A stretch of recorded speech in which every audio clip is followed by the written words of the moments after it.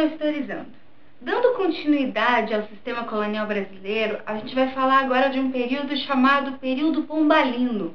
O período pombalino ele vai de 1750 a 1777. Mas por que esse nome? Marquês de Pombal foi um ministro do rei José I lá em Portugal. Ele vai fazer interferências no Estado português e no Estado brasileiro. Essas interferências vão ter relativas diferenças. Por quê? Tem o surgimento de ideias iluministas na Europa. E por isso, Marquês de Pombal vai se aproveitar dessas ideias para algumas interferências lá em Portugal. Inclusive, muitos chamam o Marquês de Pombal de déspota esclarecido devido a isso. O Marquês de Pombal vai tentar tirar algumas dependências de Portugal com relação a outros impérios, principalmente a Inglaterra. Nessas medidas que ele vai fazer em Portugal, um dos maiores objetivos vai ser, então, evitar essa dependência com relação a outros países.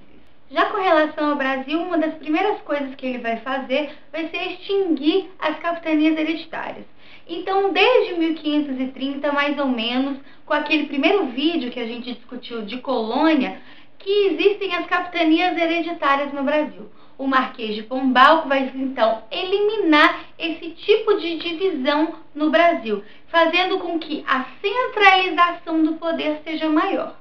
Já em 1759, teremos, então, a expulsão dos jesuítas do Brasil. Mas por que essa medida? Os jesuítas tinham um poder muito forte, a igreja tinha um poder muito forte na colônia brasileira.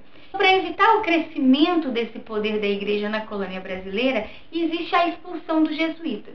Os jesuítas não eram responsáveis apenas pela catequização dos índios, mas também pela educação de uma forma geral na colônia brasileira. E isso acabava gerando muita influência dos jesuítas na colônia. Por isso, essa expulsão vai evitar que esse poder seja cada vez maior.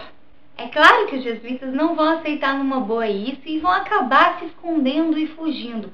Muitos para a região sul, como a gente viu no vídeo anterior. Então, os ataques dos bandeirantes e a expulsão dos jesuítas vão influenciar os jesuítas e essas missões jesuíticas indígenas irem para a região sul do nosso país. Algumas consequências vão vir com relação a essa expulsão dos jesuítas. A primeira delas vai ser a criação de um subsídio chamado literário, que é um imposto feito para custear a educação na colônia brasileira. A educação agora vai ser responsabilidade do Estado, da coroa portuguesa. Então, o que antes ficava nas mãos dos jesuítas, agora fica para o Estado, e por isso a criação desse imposto. Além disso, eu tenho a proibição da escravidão indígena na colônia. É claro que os jesuítas mantinham um certo controle sobre essa escravidão, já que tinha as missões jesuíticas e a catequese dos indígenas.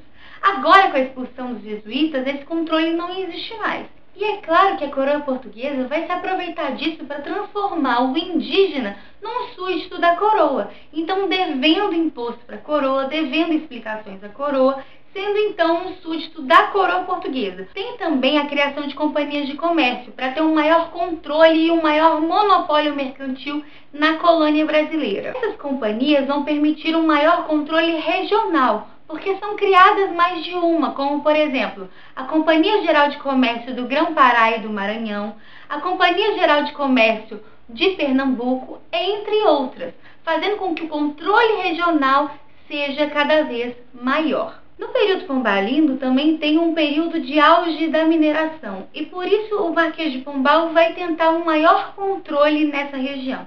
Uma das primeiras medidas vai ser a mudança da capital, que anteriormente era Salvador, a partir de 1763 muda para o Rio de Janeiro, fazendo com que a centralização do poder fique mais próxima à região mineradora para ter uma maior fiscalização também.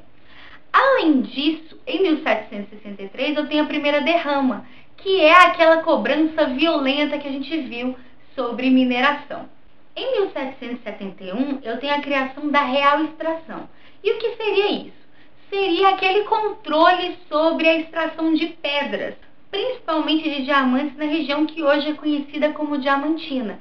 Então a coroa vai criar esse órgão para evitar que tenha contrabando de diamantes. Só a coroa, então, vai poder extrair essas pedras preciosas. Em 1777, o rei de Portugal, Dom José I, morre. E com isso, Dona Maria, sua filha, Dona Maria I, no caso, assume o trono português. Uma das medidas que ela vai tomar é tirar o Marquês de Pombal como ministro, então dando fim ao que a gente chama de período pombalino. E além disso, ela vai voltar atrás em algumas medidas que o Pombal fez para tentar evitar essa dependência com outros impérios na época. Por exemplo, ela vai se reaproximar da Inglaterra, aumentando a dependência entre Portugal e Inglaterra. Lembrando que Dona Maria I vai ser a mãe do Dom João VI, que é um rei muito importante para a história do nosso país. Nesse mesmo período que a gente tem algumas mudanças com relação às fronteiras. Desde 1494, o Tratado de Tordesilhas existe. Porém, ele já era desrespeitado há muito tempo, principalmente com o período da mineração. Em 1750 se cria o Tratado de Madrid, como a gente pode ver nesses mapas a comparação dos dois tratados. A colônia brasileira já tinha avançado, principalmente devido à mineração e aos bandeirantes e à interiorização do Brasil, e é por isso que nessa comparação a gente percebe que o Tratado de Madrid fica mais próximo do que é o que a gente chama de Brasil hoje. Bom, é isso. Eu espero que vocês tenham gostado. Como o Enem está se aproximando, eu vou tentar produzir cada vez mais, como eu já disse. E é claro que, a partir de agora, não vai seguir uma linha do tempo certinha, justamente para eu tentar mostrar para vocês alguns temas que são mais recorrentes. Porém, como a gente já viu no vídeo História do Enem, esses temas teoricamente são mais recorrentes, mas lembrando que o Enem não tem uma receita certinha todo ano, ok? Curtam o vídeo, compartilhem, curtam a página no Facebook, me ajudem a divulgar e me ajudem a ajudar vocês. Um beijo e até a próxima!